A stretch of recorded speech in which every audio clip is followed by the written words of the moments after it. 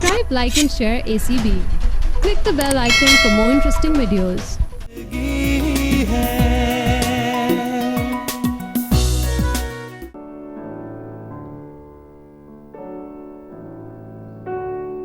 Mummy इधर हूँ। अस्सलाम वालेकुम। माशाल्लाह मेरा बेटा तो आज बड़ा फ्रेश लग रहा है। Am I right? बिल्कुल ठीक कह रही हैं मम्मी। ये सिटी स्कैन करवाने और ये जो कड़वी कड़वी दवाइयाँ खाने की डर से ना मैं बिल्कुल ठीक हो गया। अल्लाह करे ऐसे ही हो। अच्छा आज मैं दफ्तर जा रहा हूँ, आप रेस्ट करेंगी। आज ही क्यों? अरे मैं तो कब से चाहती हूँ कि सारा बिजनेस अब तुम संभाल लो और मैं मजे से अपनी बहू और पोते पोतियों के साथ ऐश करूँ घर में। मैं बात करती हूँ भाई साहब से, लुबना से तुम्हारी शादी की। मुझे पता है ये लुबना नामी बीमारी मेरी जान नहीं छोड़ेगी। अच्छा मैं चलता हूँ। जीता है। देखना गाड़ी एहतियात से चलाना। अल्लाह के सुपुर्द। या अल्लाह मेरे बेटे को लंबी उम्र देना, उसकी सारी रिपोर्ट्स नॉर्मल है। या अल्लाह। बाजी आप चाय का पानी चढ़ा दें, मैं ये बेसन घुल कर ना जब तक पकौड़े बना लूंगी। किस खुशी में? आप चाय किस खुशी में पीती हैं रोजाना? बकवास बंद करो। ये पकोड़े किस खुशी में? किसको कह रही हो बेटा? जो मैंने चाय चढ़ा दी है। सुन लिया, अम्मी ने चाय चढ़ा दी। अब जाओ जल्दी से पकोड़े बना लो और अब आए ना तो मुझे बता देना, मैं निकालूंगी। हाँ, ताकि सारा क्रेडिट आपको मिल जाए। अफशा, कब जिंदगी से संजीदा होगी बेटा? दूसरे घर जाओगी तो कौन तुम्हारी नाज बरदारियां उठाएगा? मैंने तो खुद कभी भी ज्यादा काम नहीं करने दिया। ये छोटे मोटे काम नहीं करोगी तो और क्या करोगी तुम? तुम अच्छी तरह शकीला को जानती हो, वो तो चारपाई से उतर कर पानी नहीं पीती हैं। कैसे गुजारा करोगी बेटा तुम वहां पे? ना मैं उस घर में जाऊंगी अम्मी, ना मुझे उन्हें पानी पिलाना पड़ेगा। आप उनसे क्या चारपाई पे पड़ी रहे।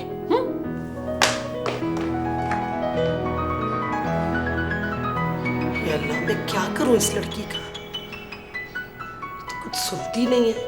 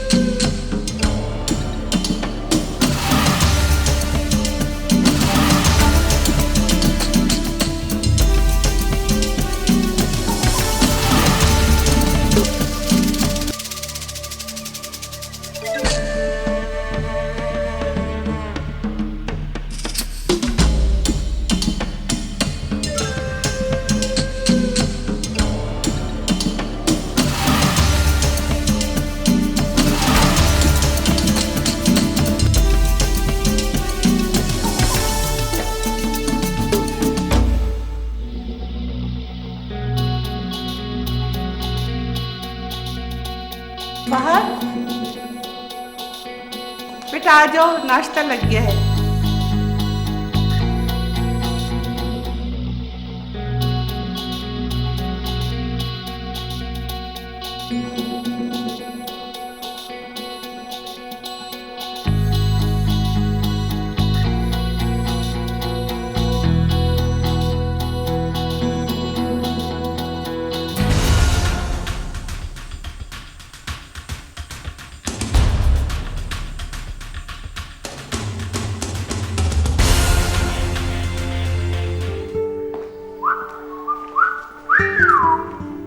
नाश्ते की तैयारी है। बात कहाँ है यार? ओ अल्लाह के बंदे,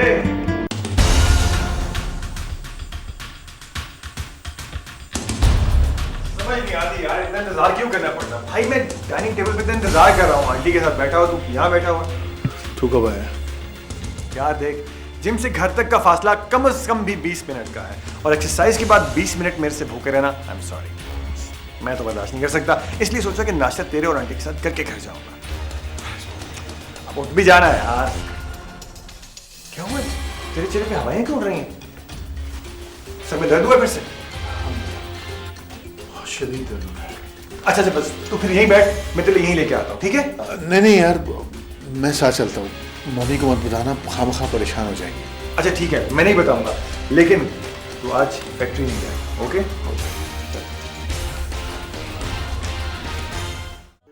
इसे समझाओ हम्माद बेटा। भाई साहब कह रहे थे कि प्रॉपर मेडिसिन मैं उसी वक्त दे सकता हूँ जब इसके ज़रूरी टेस्ट हो जाए और सिटी स्कैन हो जाए। मम्मी, ये सर का दर्द इतना बड़ा इशू नहीं है कि मैं इसके लिए आपको बिला वजह परेशान करूं। बेटा, तुम्हें तकलीफ में देख के मुझे बहुत तकलीफ होती है। आंटी ठीक कह रही हैं, टेस्ट करवाने में कोई हर्ज नहीं है फहद। इससे आंटी के दिल का वहम भी दूर हो जाएगा और उन टेस्ट की रिपोर्ट को सामने रखते हुए अंकल भी बेहतर तौर पर तुम्हारा इलाज कर सकेंगे। यही तो मैं कह रही हूँ।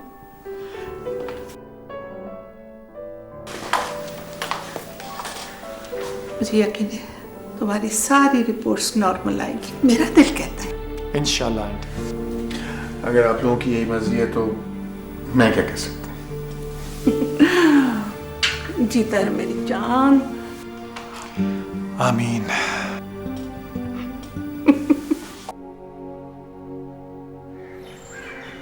यार,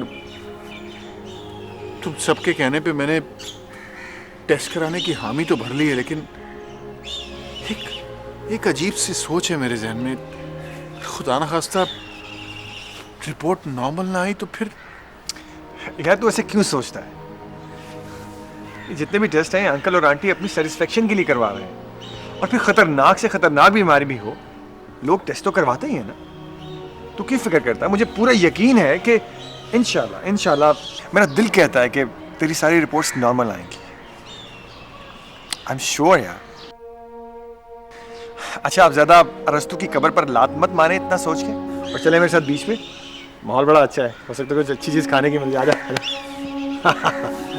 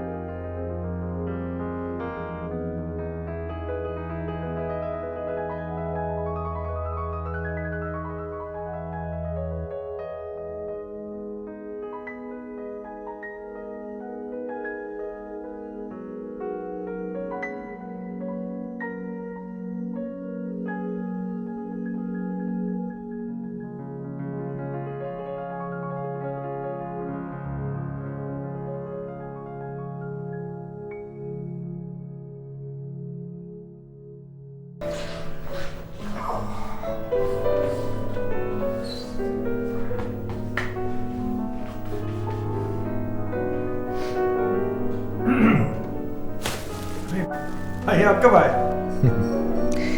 इस दुनिया में तो बरखुरदार आपसे बहुत पहले आया था, लेकिन इस घर में आपके बाद अभी आया हूं। अरे वाह भाई, आप तो शायर बन गए। वाह। ना नो, अपनी शायरी से आप मुझे बहुत दूर रखेंगे, समझ गए आप? मैं 1 हफ्ते के लिए दुबई जा रहा हूँ और मेरी एब्सेंस में ऑफिस के काम की सारी जिम्मेदारी आपके सर पे होगी, समझे? 1 हफ्ता? भाई हाउ कैन आई, मुझे तो कुछ पता भी नहीं है। मेरा मतलब पहले आपके साथ कुछ वक्त लगा के मैं थोड़ा ट्रेन तो हो जाऊं। क्या कमाल करते हो यार तुम। मैंने रिजवान साहब से कह दिया है, वो आपको सब समझा देंगे कल। मैं जरा जाके शावर वगैरह ले लूं, हद हो गई यार। अच्छा मैं भूल ही गया, आपके लिए एक गुड न्यूज़ है। Good news? जी हाँ, कल सुबह आप जाएं, इस पते पर जाकर इन लोगों से मिलें। इनका बहुत बड़ा प्रिंटिंग प्रेस है। ये लोग आपकी किताब शाया करने के लिए रजामंद हो गए। Oh, really? That's great. Thanks, bro. Thank you so much. Thank you. मैं जाऊँ? Please.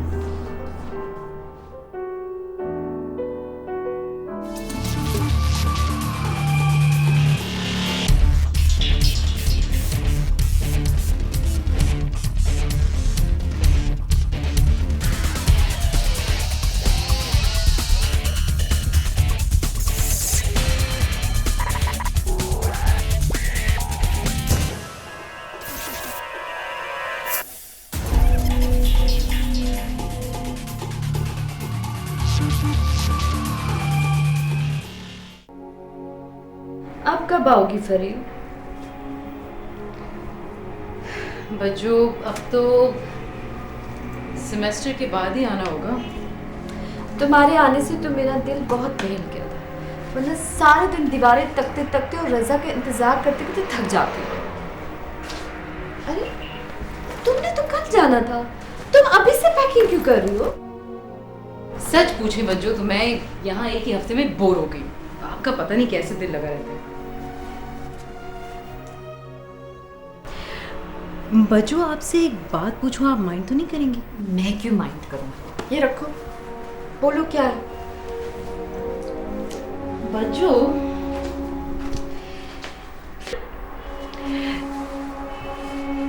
बच्चों क्यों ना आप और रजा भाई एक बच्चा अडॉप्ट कर ले, आपका दिल भी बहल जाएगा। बच्चा अडॉप्ट करे?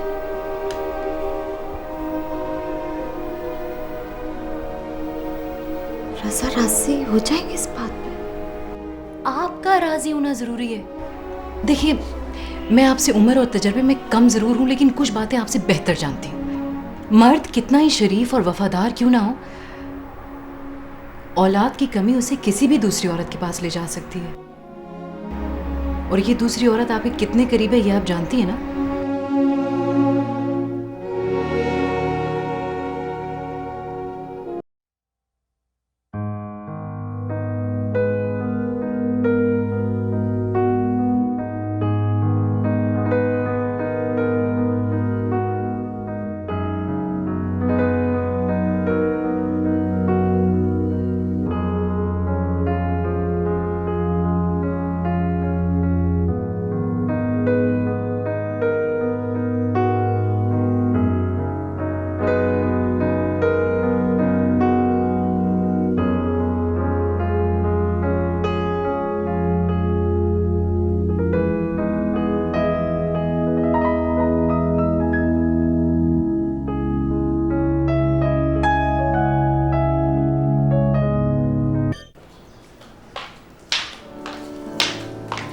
अम्मी बाजी कहाँ है? लाइब्रेरी गई थी, अब तो काफी देर हो गई, पता नहीं कहाँ रह गई। मैं खुद परेशान हो रही हूँ उसके लिए। देर हो गई है बहुत, गई कब थी? घंटा तो हो गया बेटा। अच्छा अब्बू भी नजर नहीं आ रहे हैं। असल में मेरा एक क्वेश्चन फंस गया, पूछना था उनसे। अब्बू तो तुम्हारे वो उनके ऑफिस में किसी कुलीग की डेथ हो गई है, मिर्जा साहब के साथ वहीं गए हैं। अगर आप कहें तो मैं देखा हूँ बाजी को लाइब्रेरी तक। जाओ बेटा। अस्सलाम वालेकुम। अफशा, कहाँ रह गई थी तुम? वो हाँ, लाइब्रेरी पे ना सलमा मिल गई। मम्मी वो ना मुझे घर ले गई, मम्मी की तस्वीरें दिखाने। इतनी प्यारी उसकी तस्वीर आई, इतनी प्यारी कि मैं तुम्हें बता नहीं सकती। वाह भी वाह, बहुत अच्छे। हम यहाँ परेशान होते फिर रहे हैं और तुम अपनी सहेली की मंगनी की तस्वीरें देखती फिर रही हो। एक फोन ही कर देती। देखिए ना, याद ही नहीं रहा। अब आइंदा कर दिया करूंगी, ठीक है? तुम करोगी आइंदा। जाओ। क्या हो गया? ऐसे रहता है।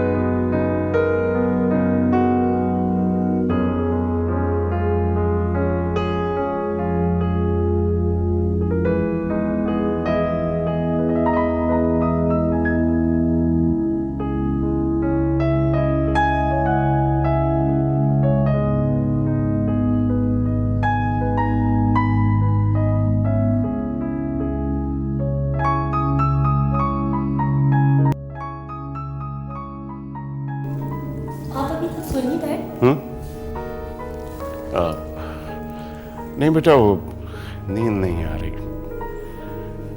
डैडी आप कुछ परेशान हैं, प्लीज बताइए ना। लोग ना, तुम अब बच्ची नहीं रही हो बेटा।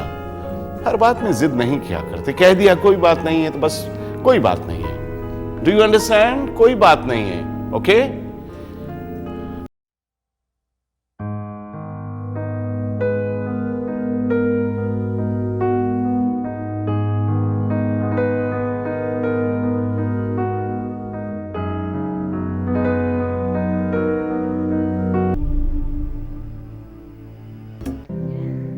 यार बात तो तुम्हारी माकूल है मिर्जा, और मेरे भले की है,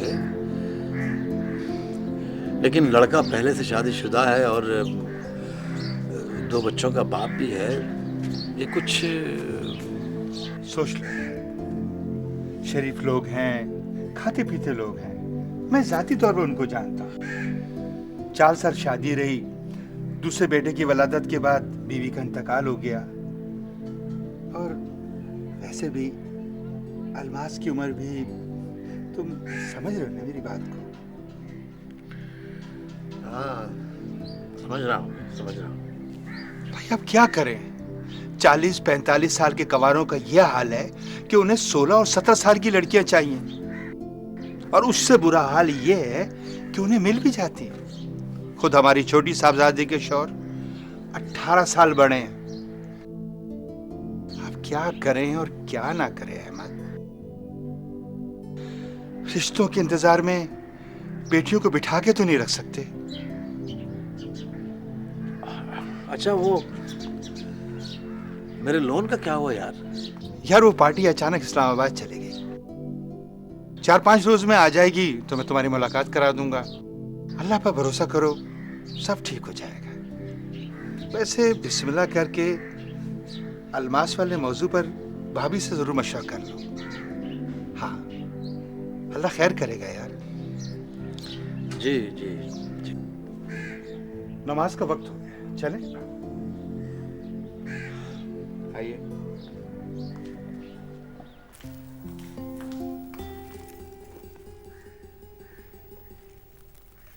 ये क्या है? ये तो फहाद की रिपोर्ट्स हैं। डैडी को फोन करती हूँ। नहीं,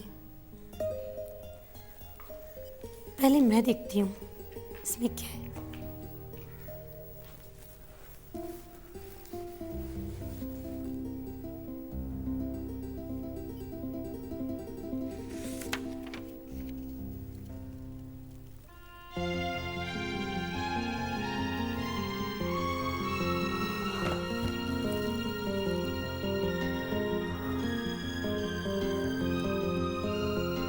ओह माय गॉड।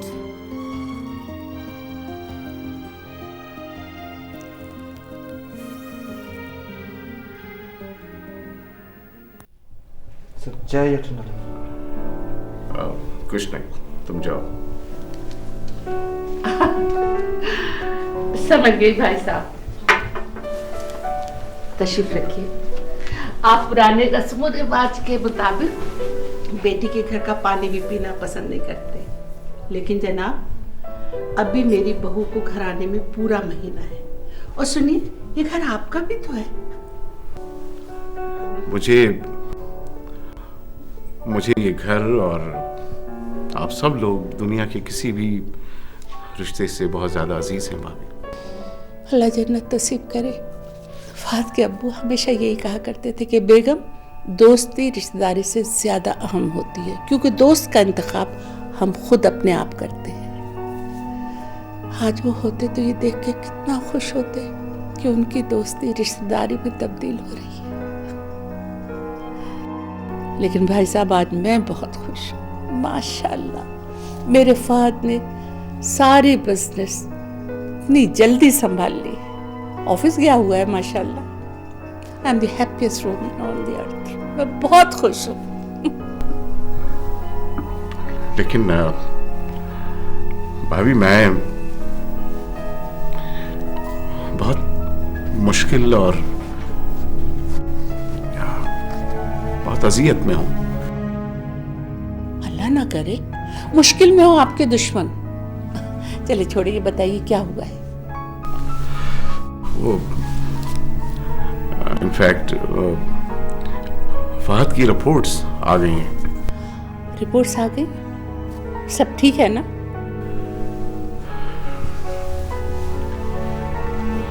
समझ में नहीं आ रहा भाभी। क्या समझ में नहीं आ रहा? देखिए मेरा दिल बैठा जा रहा है, पहेलियां मत बुझवाइए, जल्दी बताइए क्या बात है। भाभी मेरी समझ में नहीं आ रहा कि मैं आपको किस तरह से बताऊं। बोले। इनफैक्ट फहद को हाँ ब्रेन ट्यूमर है उसे।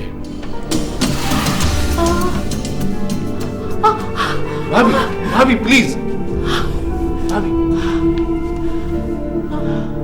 संभालिए अपने आप। भाई साहब वो आपको गलतफहमी भी हो सकती है ना, और ये भी हो सकता है कि रिपोर्ट ही गलत हो, है ना?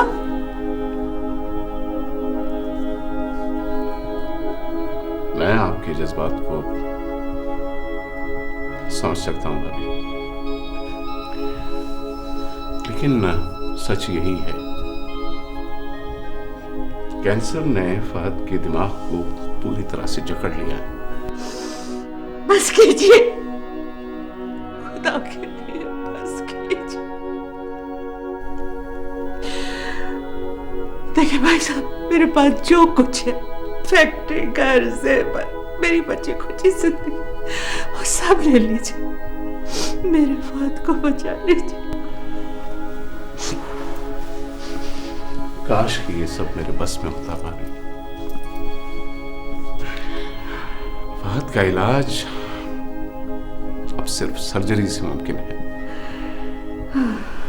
लेकिन सर्जरी में भी 5% से ज्यादा कामयाबी के इम्कानात नहीं है, इसलिए कि सर्जरी की सूरत में कैंसर उसके सारे जिस्म में फैल सकता है।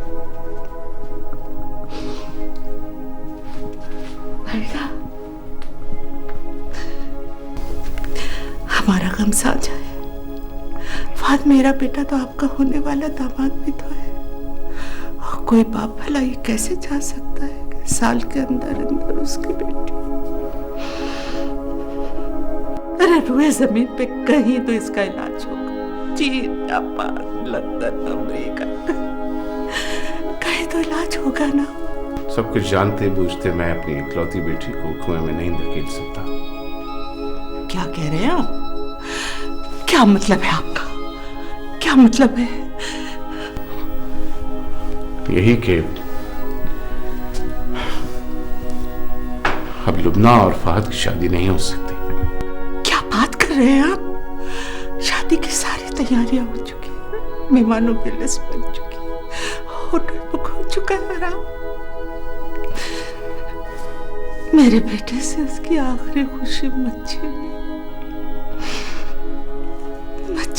भाई साहब। मैं आपसे वादा करती हूँ, अपने मरहूम शौहर की कसम खा के कहती हूँ, मैं लुबना को 1 साल में इतनी खुशियां दूंगी कि किसी दुल्हन ने सारी उम्र में नहीं देखी होगी।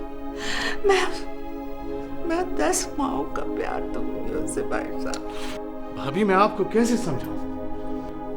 किसी भी औरत के लिए उसके शौहर का नेमुल बदल दुनिया की कोई शय नहीं हो सकती। और ये बात मुझसे ज्यादा बेहतर जानती है।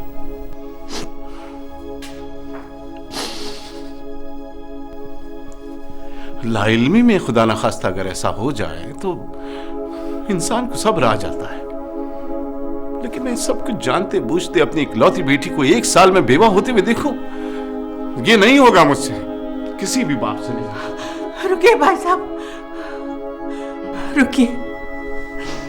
जाते जाते मुझसे एक वादा करते जाइए बस, प्लीज। कैसा वादा? भाई साहब, फहद की बीमारी का हम दोनों के सिवा किसी को पता न चले। फहद को भी नहीं, फहद को भी नहीं। भाभी, आप मुझे बहुत सख्त आजमाइश में डाल रही हैं। ये मेरी प्रोफेशनल एथिक्स के खिलाफ है कि मैं अपने किसी भी पेशेंट को उसकी बीमारी के बारे में इन्फॉर्म ना करूं। बहरहाल, अपने मरहूम दोस्त और आपसे इस घर से जो मेरा जाती ताल्लुक है उसको सामने रखते हुए मैं वादा करता हूं आपसे कि बात को कभी कुछ भी नहीं पता चल सकेगा।